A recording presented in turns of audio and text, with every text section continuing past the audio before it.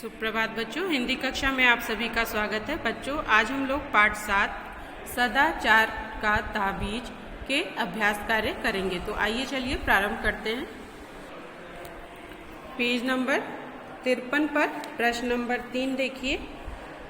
पाठ के अनुसार इन घटनाओं का क्रम लिखिए। अब ये घटनाएं हैं, इनको क्रमवार लिखना है जिस प्रकार पाठ में दिया गया है। कर्मचारी ने वेश बदलकर पहुंचे राजा को डांटकर भगा दिया। साधु महाराज को ताबीज बनाने का ठेका दे दिया गया। राजा का स्वास्थ्य बिगड़ने लगा। महीने की अंतिम तारीख को कर्मचारी ने नोट ले लिया। राजा ने साधु से ताबीज के बारे में विस्तार से जानना चाहा। दरबारियों ने राजा के बिगड़ते स्वास्थ्य के लिए विशेषज्ञों को जिम्मेदार बताया। तो इन सब में पहला वाक्य कौन सा होगा? राजा का स्वास्थ्य बिगड़ने लगा। तो इसके आगे आप लोग एक लिखेंगे। फिर है दरबारियों ने राजा के बिगड़ते स्वास्थ्य के लिए विशेषज्ञों को जिम्मेदार बताया, ये दूसरा होगा। फिर राजा ने साधु से ताबीज के बारे में विस्तार से जानना चाहा, ये 3 नंबर होगा। साधु महाराज को ताबीज बनाने का ठेका दे दिया गया, ये नंबर 4 होगा।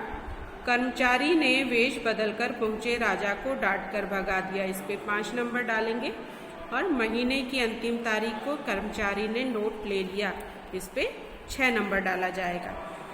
अब आगे देखिए, भाषा की दुनिया का प्रश्न 2। नीचे दिए गए शब्दों का संधि विच्छेद कीजिए। अब नीचे शब्द दिए गए हैं, इनका संधि विच्छेद आपको करना है। संधि विच्छेद आप लोगों को पता है, 2 शब्दों को अलग करना होता है। भ्रष्टाचार तो भ्रष्ट जमा आचार। सिंहासन सिंह जमा आसन। सदाचार सद जमा आचार। कार्यालय कार्य जमा आलय। फिर महोदय महा जमा उदय। निस्संदेह निस जमा संदेह। ठीक है बच्चों, अगला प्रश्न देखिए। इन शब्दों में से मूल शब्द और प्रत्यय अलग करके लिखिए। अब ये शब्द दिए हैं, इनमें से आपको मूल शब्द और उसमें छिपे हुए प्रत्ययों को अलग करना है। चमत्कारी चमत्कार जमा ई। ईमानदारी ईमान जमा ई। फिर दरबार दरबारी तो दरबारी का क्या होगा? दरबार जमा ई। तो इन सब शब्दों में ई प्रत्यय जुड़कर ये शब्द बने हैं। जैसे चमत्कार में ई जुड़ा तो चमत्कारी, ईमानदार में ई जुड़ के ईमानदारी, दरबार में ई जुड़ा तो दरबारी। अब अगले पृष्ठ के प्रश्न देखिए।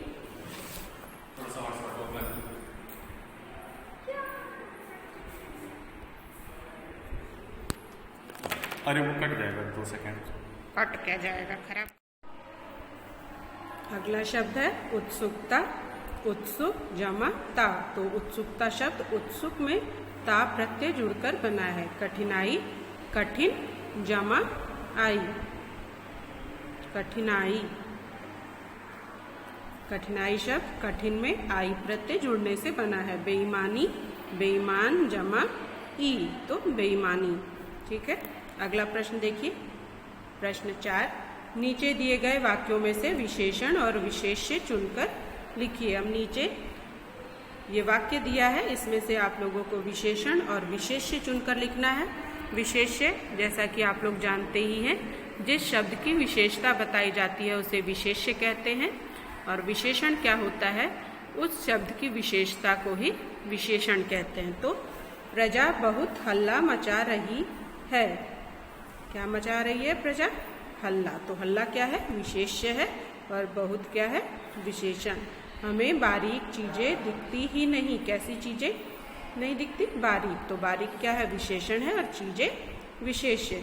मुझे बड़ी चिंता हो रही है। चिंता विशेष्य और बड़ी विशेषण। हुजूर वह सूक्ष्म है। कौन सूक्ष्म है? वह। तो वह क्या है? विशेष्य है। और सूक्ष्म क्या है? विशेषण है। महाराज आधा पैसा तो बीच वाले खा गए। तो पैसा क्या है? विशेष्य। और आधा क्या है? विशेषण। दरबारी ने कहा मुझे बुरे सपने नहीं दिखते। तो बुरे क्या है? विशेषण है। और सपने क्या है? विशेष्य।